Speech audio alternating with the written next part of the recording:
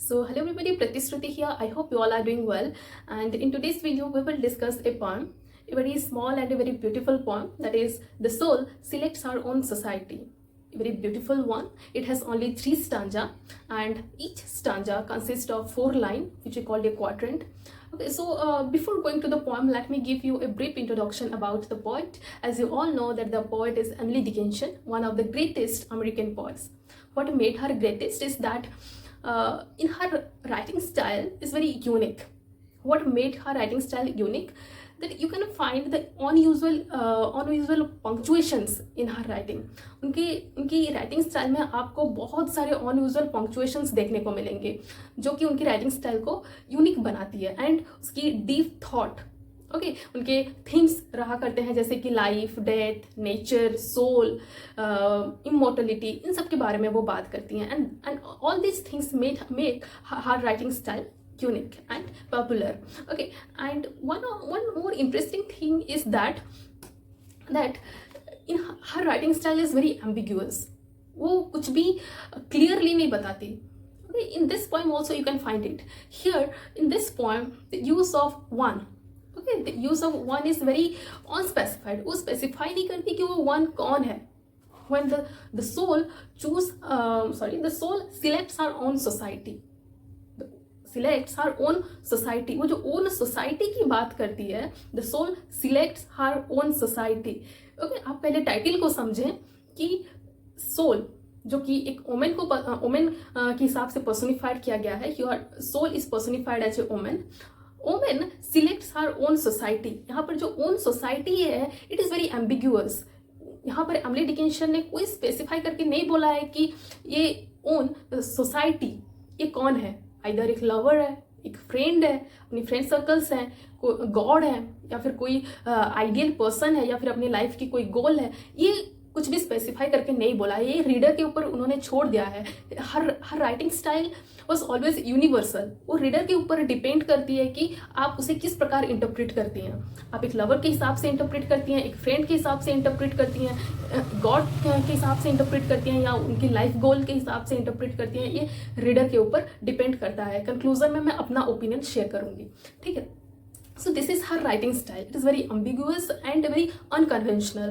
उनकी इतने सारे punctuations mark आप इसी poem में भी देख सकते हैं. बहुत सारे डेसेस का यूज़ हुआ है. तो ये जो इतने punctuation mark यूज़ करती हैं, इतनी मतलब उनकी कोई स्पेसिफाई नहीं होती है, कोई नहीं होती, इतने सारे सिम्बोलिज्म का यूज़ होता है. ये उनकी राइटिंग स्टाइल को बहुत ही अनकन्वेंशनल एंड यूनिवर्सल बनाती है एंड ये स्टाइल उन्हें पॉपुलर भी बनाती है. ये जो पोएम है ये उनकी पोस्टमसली पब्लिश्ड हुआ है. उनकी लाइफ स्पान में ओनली 6 to 7 पोएम्स पब्लिश्ड हुए हैं. हालांकि उन्होंने मोर देन 1800 पोएम्स लिखे हैं, but during her lifetime बहुत ही कम पब्लिश्ड हुए हैं. And this poem the soul selects her own society, ये भी 1890 में पब्लिश्ड हुई है.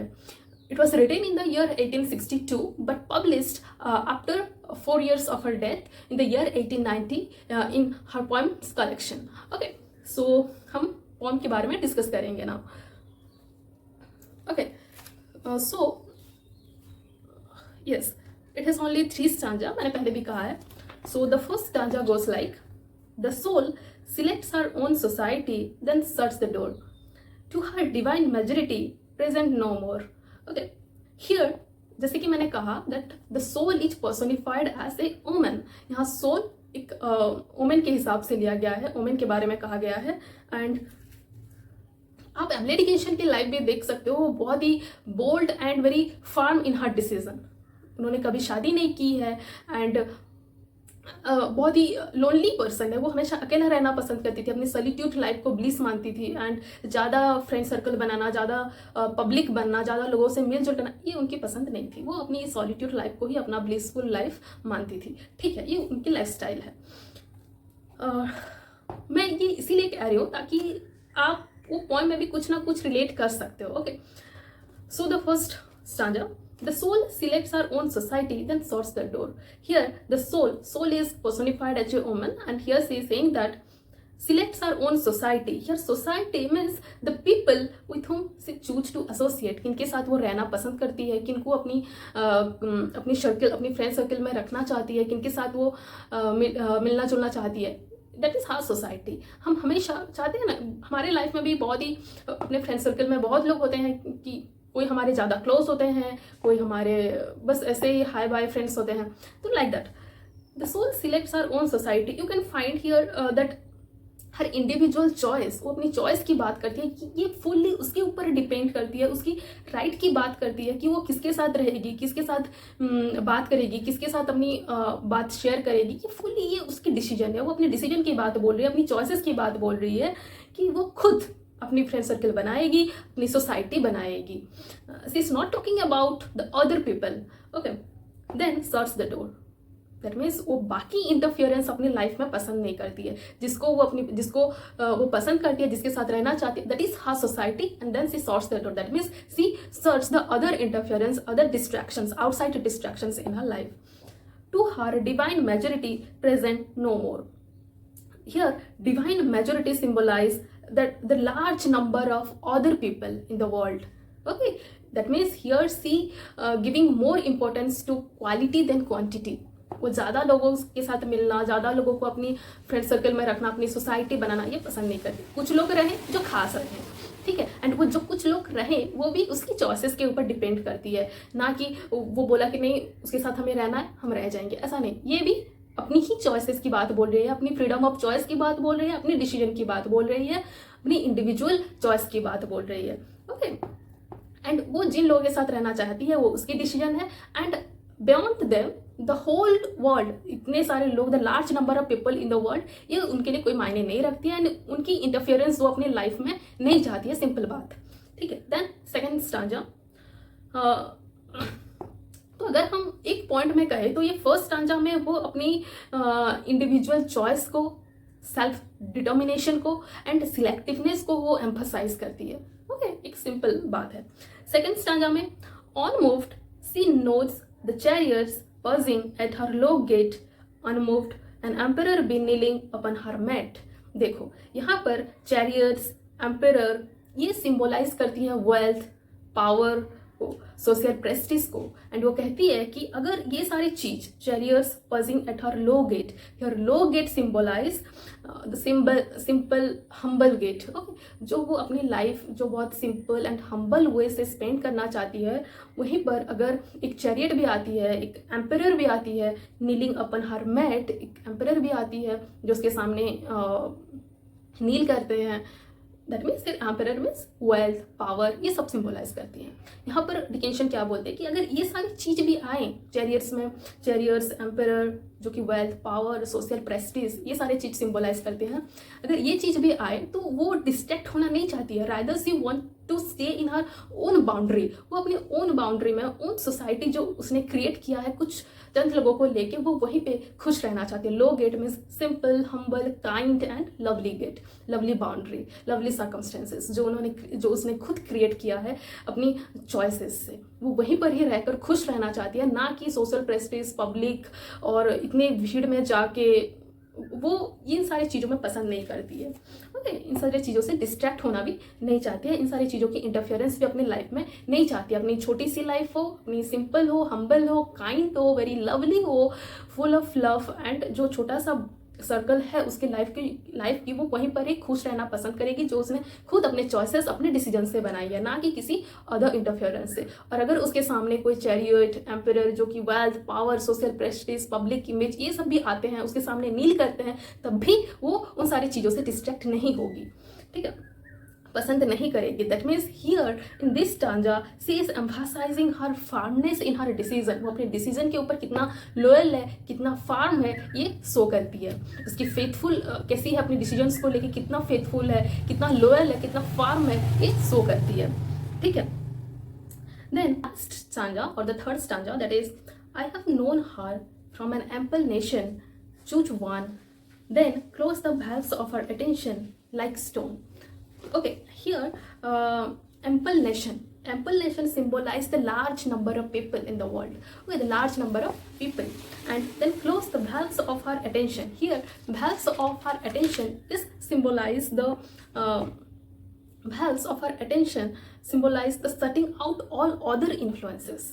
यहाँ पर मेटाफोर का यूज हुआ है, valves of her attention, it's metaphorically represents the setting of all other influences from her life. Okay, and like stone, okay, like stone भी एक सिंबॉलिक वे में यूज हुआ है. स्टोन जैसे बहुत ही फर्म, बहुत ही स्ट्रॉन्ग, बहुत ही पावरफुल रहती है, like that here Emily is saying through stone that it suggest firmness, unchanging and permanence की बात करती हैं. Okay, so in the last जब वो बोल रहे हैं कि लाइफ में जितने भी आउटसाइड डिस्ट्रैक्शंस आए, इन सारे चीज़ों को अपनी लाइफ में आने नहीं देगी. And she was totally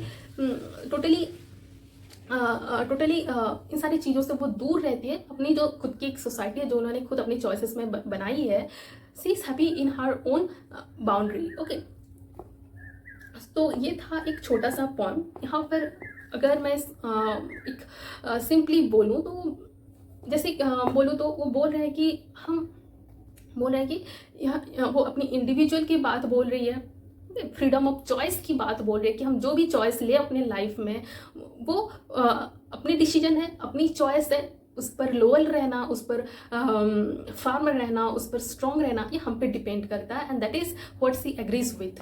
okay, कि हम जो भी डिसीजन ले, जो भी चॉइसेस बनाए, वो हमारी खुद की चॉइसेस है, हमारी खुद की डिसीजन है. उस पर हमें फर्म रहना, उस पर स्ट्रॉन्ग रहना, ये हमारी लॉयल्टी को शो करती है. And this is what Emily Dickinson agrees with. Okay, then वो इंडिविजुअलिटी की बात करती है इस पॉइंट में. इंडिविजुअलिटी की मतलब वो ज़्यादा लोगों की इंटरफेरेंस अपनी लाइफ में पसंद नहीं करती है, या फिर ज़्यादा लोगों की सजेशन अपनी लाइफ में पसंद नहीं करती है. वो खुद की चॉइसेस को इंपॉर्टेंस देती है, खुद की डिसीजन को इम्पोर्टेंस देती है, खुद की जो सिलेक्टिवनेस है उसको वो इम्पोर्टेंस देती है, एंड वो खुश रहती है. Then third thing is commitment and loyalty. Commitment and loyalty, जैसे कि मैंने कहा कि हम जो भी बोलते हैं वो हमारी फ्रेंड के ऊपर हो, हमारी लवर के ऊपर हो, हमारी गॉड के ऊपर हो, या फिर गोल के ऊपर हो, जहाँ पर भी हम कोई भी कमिटमेंट करते हैं दैट शुड बी लॉयल. वो हमारी कमिटमेंट है, हमारी डिसीजन है, उस पर लॉयल रहना ही अच्छी बात है. ठीक है, ये वो मानती है. ठीक है, वो हमारी चॉइस है, उस पर फेथफुल रहना, उस पर लॉयल रहना ही हैप्पीनेस है. Okay, that should maintain by everyone. वो एमिली डिकिंसन की पसंद है, एंड वो रीडर को भी बताना चाहती है. Then the fourth thing is rejection of social pressure. Society हमें कौन क्या बोलता है, ये जो चार लोग हमें ये बोलेंगे वो बोलेंगे, ये उसको अफेक्ट नहीं पकाती है. She is totally rejecting of social pressure. वो सोशल प्रेशर को रिजेक्ट करती है. वो अपनी लाइफ में अपनी सोसाइटी जो उसने खुद अपनी चॉइसेस से बनाई है वहीं पर वो खुश रहना पसंद करती है. ओके, एंड यहाँ पर बहुत सारे लिटरेरी डिवाइसेस का यूज़ हुआ है, जैसे कि पर्सोनिफिकेशन का यूज़ हुआ है. मैंने पहले भी कहा दैट सोल को हमने एक वुमेन के साथ पर्सोनिफाइड किया है, वुमेन के साथ सोल को वुमेन के हिसाब से लिया गया है. देन सिंबोलिज्म का यूज़ किया गया है. Door, chariots, emperor, stone. Okay, ये सब सिंबोलिज्म का यूज़ हुआ है. यहाँ पर चैरियट, एम्परर के थ्रू हमें वेल्थ, पावर, सोशल प्रेस्टिज को बताया गया है. स्टोन से हमें फार्मनेस, स्ट्रॉन्ग, पावरफुल सिंबोलाइज करती है. Door closing to the other unnecessary distractions की बात करती है. ठीक है, देन इमेजरी की भी यूज़ हुई है. ये स्टोन, डोर, ये सारे इमेजेस हैं. इमेजरी का यूज़ हुआ है जो हमें ज़्यादा इंटरप्रेट करती हैं इन सारी चीज़ों से कि हम क्या इंटरप्रेट कर सकते हैं. डोर जैसे कि सिंबोलाइज करती है कि closing up other distraction. Stone firmness की सिंबोलाइज करती है. ये सारी इमेजेस हैं. ओके, देन मेटाफर का यूज़ हुआ है. Valves of her attention. Okay, valves of our attention, ये मेटाफोर का यूज़ हुआ है जो रिप्रेजेंट करती है setting out all other influences. हमारे लाइफ में जितने बाकी आउटसाइड इन्फ्लुएंसेस हैं, इन सारी चीज़ों को बंद करने की को मेटाफोरिकली उसने यूज़ किया है. ये सारे लिटरेरी डिवाइसेस यहाँ यूज हुए हैं. देन जैसे पहले भी मैंने पॉइंट की शुरुआत से मैंने कहा कि Emily Dickinson is very ambiguous in her writing. वो कोई भी चीज़ को स्पेसिफाई नहीं करती है. यहाँ भी वो जो बोला है हर ओन सोसाइटी, ये बहुत ही एम्बिग्यूअस है. हम नहीं कह सकते कि वो एक लवर को बोलती है, या फिर एक क्लोज फ्रेंड को बोलती है, या स्पिरिचुअल और रिलीजियस चॉइसेस की बात करती है, या पर्सनल आइडियल की बात करती है.